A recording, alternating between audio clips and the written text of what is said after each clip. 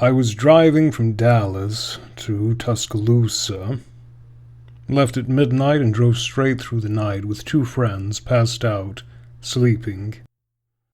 It was probably 4 a.m. and I had a quarter tank of gas, which translates to about 100 miles. I see that the nearest town is about 90 miles away, so I'm pretty worried about making it. Before I hit that town, I ran into a tiny town that wasn't on the map. A few houses, a gas station, a convenience store, and that was about it. I walk into the gas station and hand the guy a 50 so I can fill up. He was a really tall, skinny black guy, like skin wrapped around bones level skinny, probably 6'5" at least, and he just had this eerie look about him. He looks at me, leans over the counter, scans the outside, and looks back at me. He hands me my $50 back and a hat and says, "Look, you look like a nice young fella. You don't want to be out here at this time of night looking like that. Put the hat on, get to your car quickly, and get gas at the next town." Based on the way he said it and how he pointed, looking like that was about being white, I think, but I'm not positive. I was super confused and just said, "I don't have enough gas to get there. That's why I'm here." I didn't even know this place existed. He responds, "It doesn't. Here, there's 2 gallons left in this can. Just drive another 15 to 20 miles out and use those 2 gallons. But please, you need to move now." At that point, I stopped questioning him and left. On my return trip, it was daytime. So I wanted to stop back in and return the can with 2 gallons in it. But wouldn't you know, couldn't find the little town again. It's like it disappeared over the weekend. To this day, I refuse to stop in small towns that aren't on the map. I have no idea what that gas station employee was trying to save me from, but he pushed me out of there with some urgency, and even gave me free gas to do so.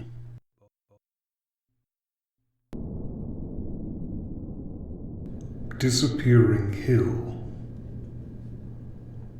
When my brother and I were 10 and 12 respectively, our family went on a hike through the cemetery and into the woods not far from our house. My brothers and I would explore these woods every day, even camped in them before.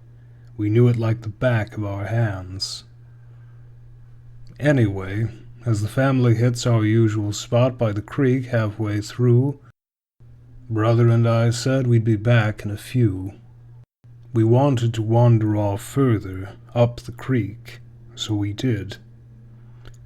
We came across a very large hill we had never seen before. It was littered with what looked like someone's worldly possessions, as if they had turned a house upside down, shook out the contents, took the house, and left. There were tons of painted X's on the trees, showing someone intended to cut them down at some point. We poked around for a few when we thought we heard our mom hollering at us, so we turned tail and walked maybe 20 feet back down the hill to where our parents were. The entire encounter was maybe 45 minutes long, on our end. As soon as our mom saw us, we got the beating of a lifetime. We had actually been gone almost 4 hours. She never saw us walk up any hill and remembered seeing us meandering down the straight path by the creek, not turning up a hill that was 20 feet away. She and our father and our other brother combed the woods for us for over 4 hours, screaming our names, and couldn't find hide nor tail of us. We pleaded our case and even tried showing her the hill. Surely she was messing with us. So we stomped up to the turnoff for the hill, and it was gone. Nowhere to be seen. For years we explored the woods determined to find that hill. We covered miles and miles of off-path woods. As we got older, we mapped it out. To this day, that hill does not exist. We never found it again. Never found the weird furniture, toys, clothes, and other household items that were scattered across the hill, and never met anyone in the area that had a clue about the hill.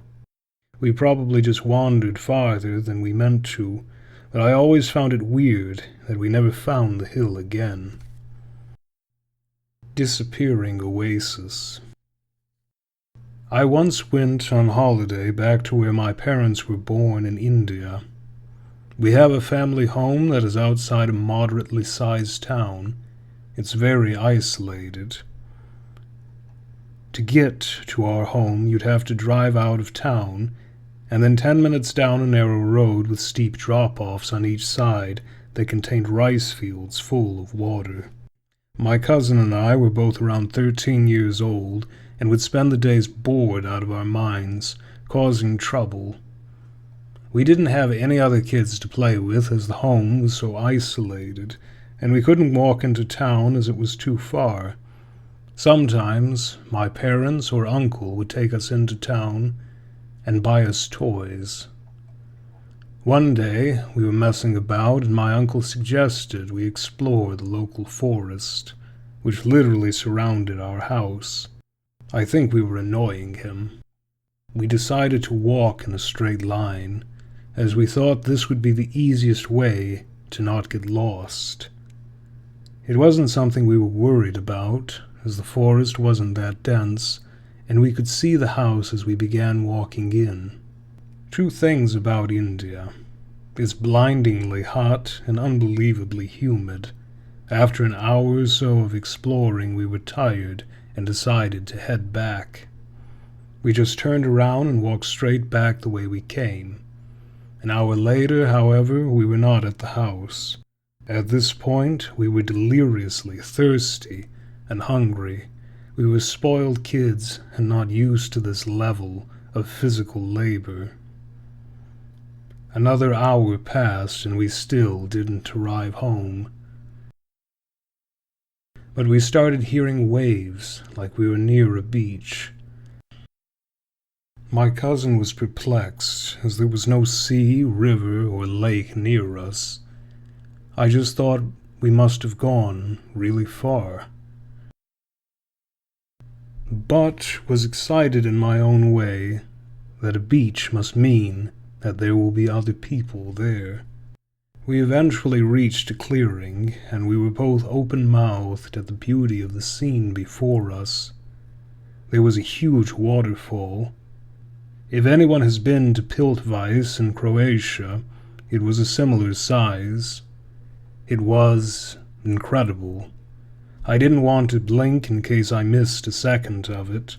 We were on the bank, and the waterfall was above us to the side. Next to us were mangoes falling off the trees, some green, others orange. The water looked so clear and cool.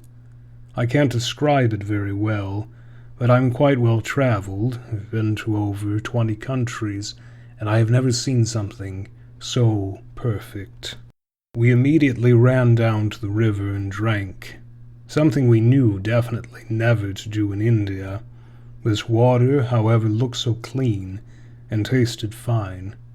My cousin sliced up some mangoes, and we sat on the banks talking and chilling, content with being lost for a while.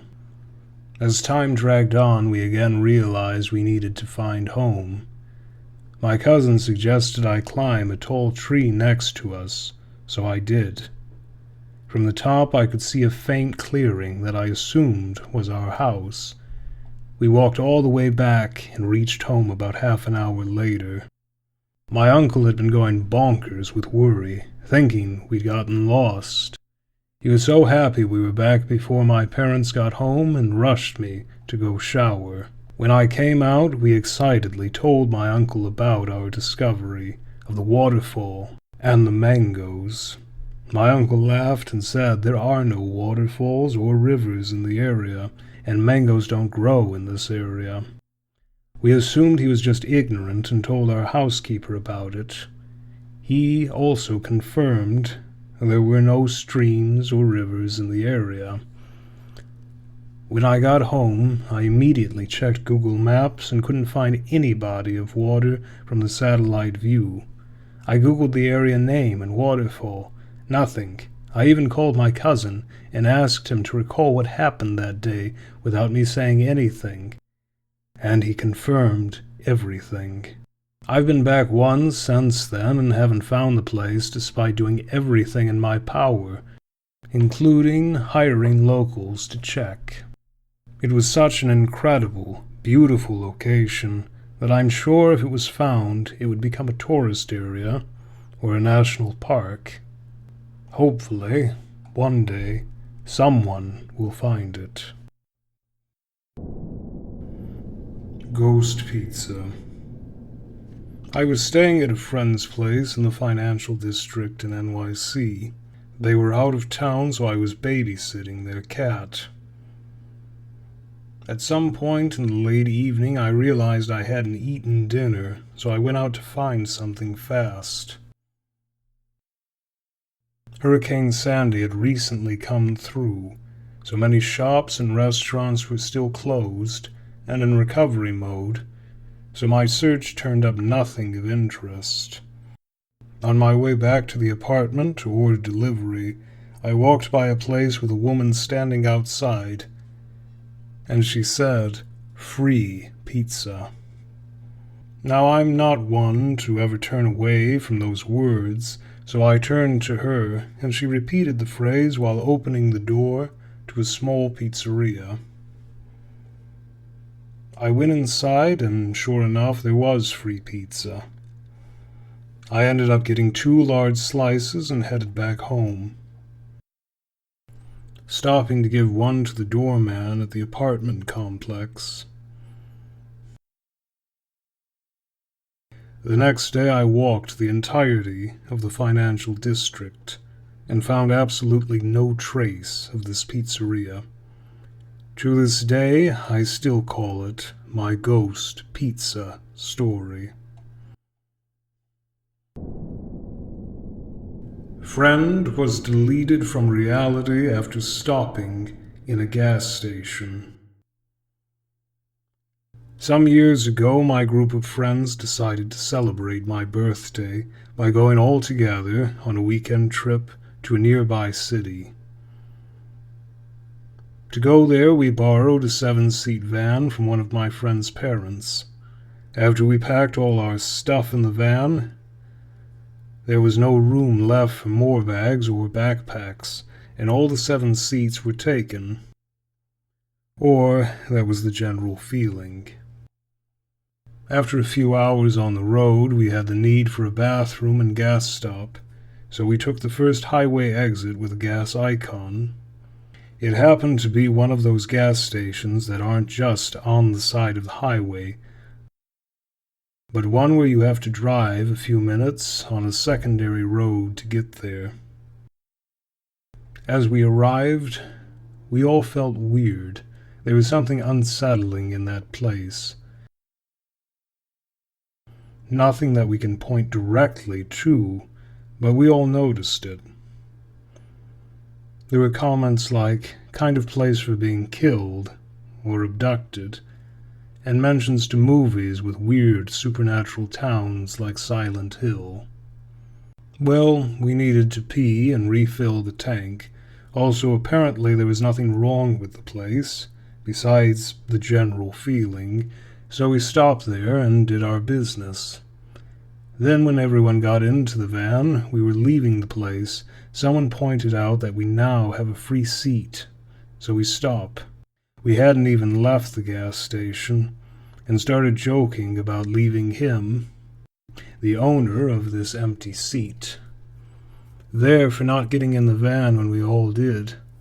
Then we tried to find who was the one left behind, but apparently we were all in the van. We had luggage for 6 people. only 6 seats in use. Every personal item in the van was from one of us. After some minutes checking, we concluded that we made some mistake and we were actually 6 people all the time and left the gas station. But the something is wrong feeling was with us for the whole trip. We even had a dinner reservation made a few days before the trip for the next day, and it was for 7 people. I don't know what happened in that gas station, but I'm almost sure we were 7 before stopping there, and somehow one of us was erased from reality. What village? This happened to a friend of mine about 20 years ago. He had been working as an installer of double-glazed windows and would often find himself traveling with a crew all over Kent and the southeast of the UK. One job he was doing wasn't all that far from his home, so he decided to drive back. He set off for home quite late in the evening, and it was already dark. There wasn't much on the roads, and it was pretty cold, so there weren't many pedestrians about. They were going along one fairly straight bit of road when they passed through a fairly unremarkable village. It had the usual things like a pub and a corner shop, but little more else than cottages. About 5 minutes later, a couple of his crew were complaining that they really needed a drink and there must be a pub around somewhere. He suggested they turn around and go back to the village. They turned around, drove back, and there was no village there. It was just fields. There weren't any turn-offs, so they couldn't have been mistaken. It was just one straight road. Disappearing field. Well, this is a happy, unexplained story rather than a creepy one. It happened when I was in high school, circa 1999, back before I had a cell phone and certainly before I had a smartphone. I wish I could have taken a picture, but part of me feels like maybe I somehow wouldn't have been allowed to have this experience if I had had a camera with me. I was walking my dog in some woods near my house. I was pretty familiar with them, as my dog and I went there often. One day I came to an enormous clearing that I had never seen before, like a giant field, smack in the middle of the woods, and it was entirely blanketed with yellow daffodils, thousands and thousands of them. My dog loved it and romped and frolicked in the daffodils as I took in the beauty and felt completely awed, like I was witnessing something magical. No one else was around, and it felt really special, like the experience was just for me. I went back the next day. I searched and searched, but I could not find that clearing, nor a single daffodil. Disappearing tombs. I went to an all-girls Catholic school. It's a very big school, around 2,000 students, K through 12, and is located on top of a mountain and surrounded by some sort of forest. When I was in 2nd grade, around 8 years old, my friends and I liked walking around and exploring different places in school. The woods nearby, which were off limits, the pond, and other school buildings and facilities. One day, my friends and I stumbled upon an area that looked like a series of tombs.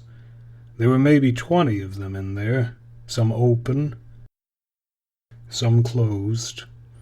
We don't know how we got there, but we were curious, so we went closer to see. As we got closer to the tombs, an old man holding a broom came out of nowhere and surprised us. He said he's the caretaker of the place, and that's where the old nuns of the school were laid to rest. After that, he told us that we shouldn't be there, and not to come back. Now comes the weird part. After leaving the area, my friends and I found ourselves in an unfamiliar place. Seems like we were lost. We were getting nervous, but just decided to keep walking until we found someplace familiar. We walked for about 10 minutes, then one of us saw one of the school buildings, which made it easy for us to get back to our classroom. Turns out we had been gone for 4 hours, and the school guards and teachers had been looking for us. As we explained to them that we just walked around and saw the tombs, the teachers and school guards gave us weird looks and said there is no such place.